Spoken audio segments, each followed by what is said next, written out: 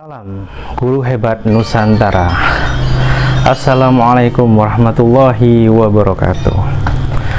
Di sini saya akan melaksanakan aksi nyata, di mana hal ini saya lakukan setelah saya mengikuti pelatihan mandiri yang ada di platform Merdeka Belajar, sehingga saya bisa menuangkan apa yang sudah saya terima dalam proses pembelajaran tersebut dan memberikan impact kepada lingkungan saya.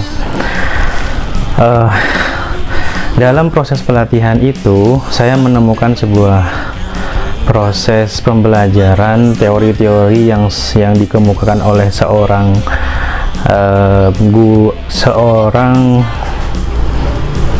ya bisa dikatakan beliau adalah Bapak Pendidikan Bangsa Indonesia, ya. Beliau kita sebut Ki Hajar Dewantara. Awal sebelum saya mengikuti pelatihan, ketika kalau mengingat kata Ki Hajar itu identiknya dengan ya seorang kakek-kakek Jawa gitu ya. Kakek Jawa yang sudah sepuh mungkin, terus ya seperti itulah gambaran saya awal.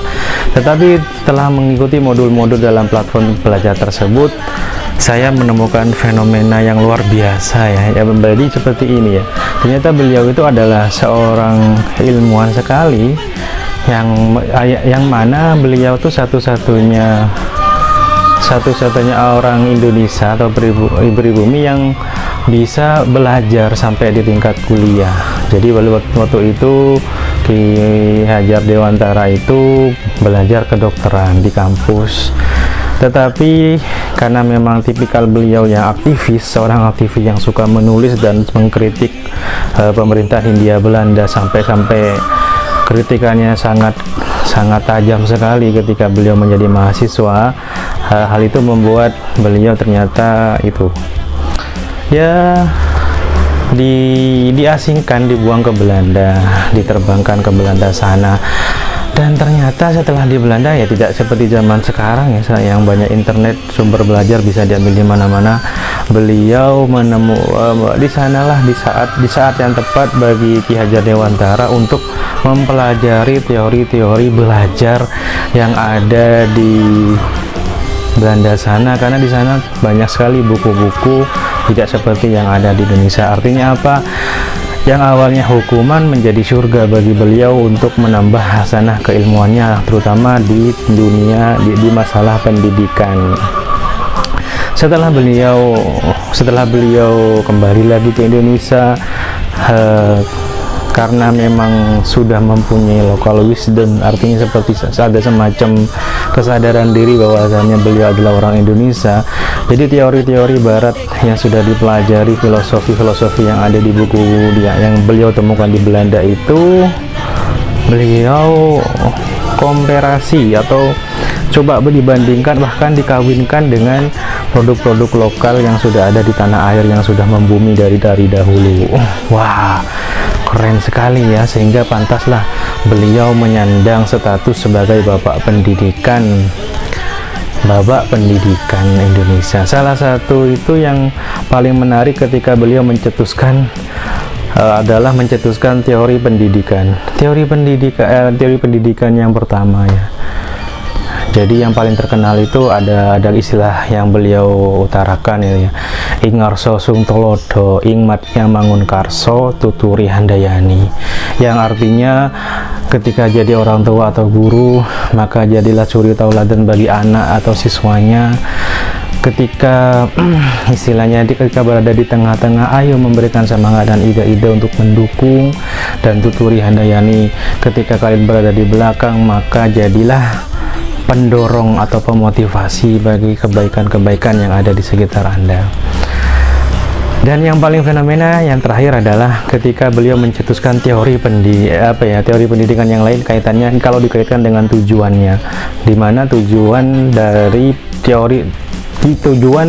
pendidikan menurut beliau adalah selamat dan bahagia. secara filosofi apapun, bahkan menurut agama kita sekalipun, kalau dikaitkan dengan akhirat, saya ingin apa sih yang ingin kamu tuju di akhirat? Pasti yang paling benar itu adalah selamat dan bahagia. Kok bisa seperti itu? Karena ingin selamat dari neraka dan bahagia di surga. Nah, sebenarnya apa yang diutarakan oleh beliau itu bisa tidak hanya di teori pembelajaran, bahkan mungkin bisa bersifat universal ya. Bersifat universal yang itu bisa dikaitkan dengan segala apapun yang ada di kehidupan ini, karena memang pada dasarnya kita dalam hidup ini ingin mencapai hal tersebut, selamat dan bahagia.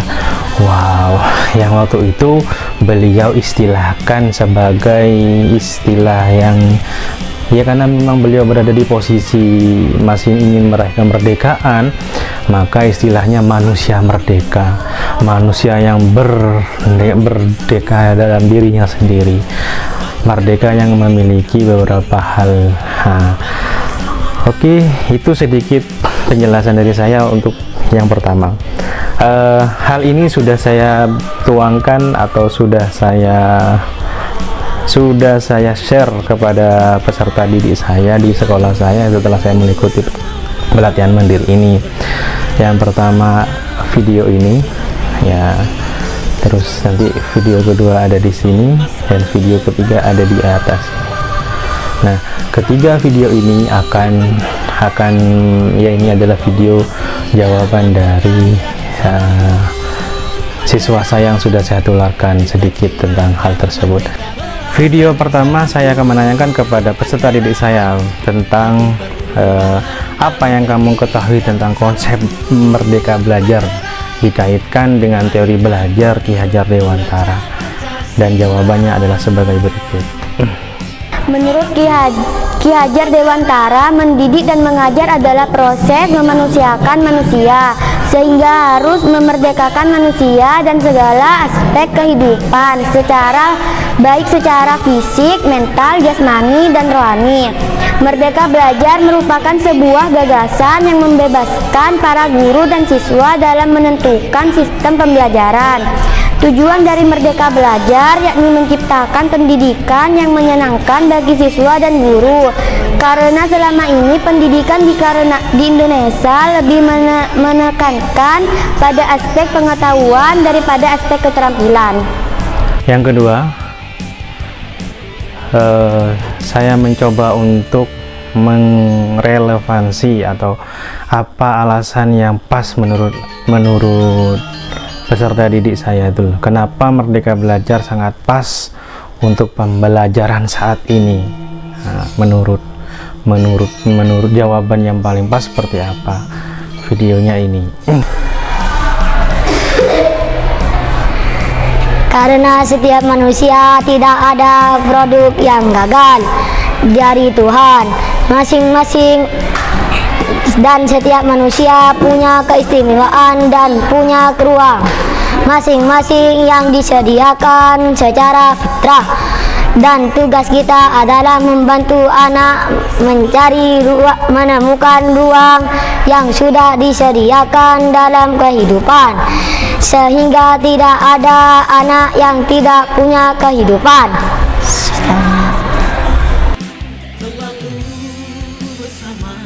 Yang selanjutnya adalah yang terakhir. Setelah itu semua dipahami, saya ingin meminta pendapat menurut peserta didik saya itu, bagaimana pendapat Anda atau pendapat peserta didik saya tentang digitalisasi sekolah saat ini, pentingnya bagaimana dan lain sebagainya, dan jawabannya ini.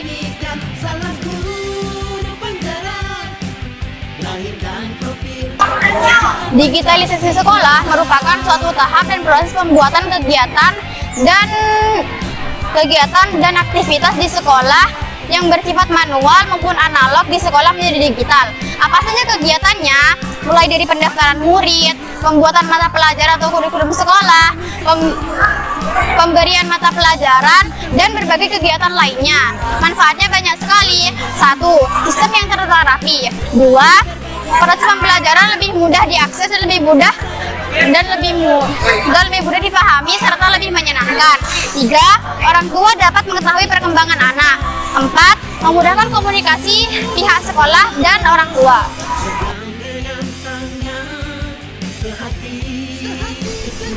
Baik, terima kasih. Itulah aksi nyata saya sebagai pribadi, sebagai guru. Mohon maaf apabila ada salah kata, apabila ada benarnya, itu semua dari Allah Subhanahu wa Ta'ala, dan apabila ada salahnya, itu murni dari saya sebagai pribadi, sebagai manusia biasa yang tidak bisa lepas dari salah dan dosa. Assalamualaikum warahmatullahi wabarakatuh. Salam kompeten, salam guru hebat Nusantara. Lahirkan profil pelajar